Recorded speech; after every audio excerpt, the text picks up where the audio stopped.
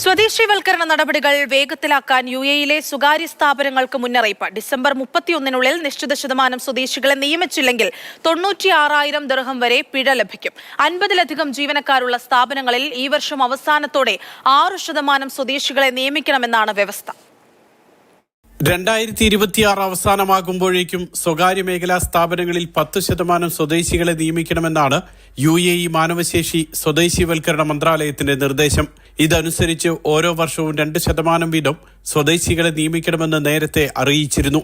ഇക്കൊല്ലം അവസാനത്തോടെ 6% സ്വദേശികൾ ഇത്തരം സ്ഥാപനങ്ങളിൽ ഉണ്ടാകണമെന്നാണ് വ്യവസ്ഥ.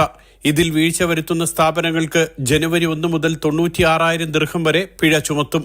മാത്രമല്ല, തെരഞ്ഞെടുത്ത മേഖലകളിലെ സ്ഥാപനങ്ങളിൽ 20 മുതൽ 49 വരെ ജീവനക്കാരാണെങ്കിലും സ്വദേശിവൽക്കരണം നടപ്പാക്കണം. വാർത്താവിനിമയം, ധനകാര്യം, റിയൽ എസ്റ്റേറ്റ്, ശാസ്ത്ര സാങ്കേതിക വിദ്യ, വിദ്യാഭ്യാസം, സർക്കാർ സേവന മേഖല, ആരോഗ്യം, കലാവിനോദം, മൈനിംഗ്, മാനുഫാക്ചറിംഗ്, കെട്ടിട നിർമ്മാണം, ചെറുകിട മൊത്തവ്യാപാരം, ഗതാഗതം, ഹോസ്പിറ്റാലിറ്റി തുടങ്ങി 14 മേഖലകൾക്കാണ് ഈ നിർദ്ദേശം ബാധകം. ഇത്തരം സ്ഥാപനങ്ങളിൽ ഇക്കൊല്ലം അവസാനിക്കും മുൻപ് ഒരു സ്വദേശിയെയെങ്കിലും നിയമിച്ചിരിക്കണം. Mathrubhumi news, Dubai.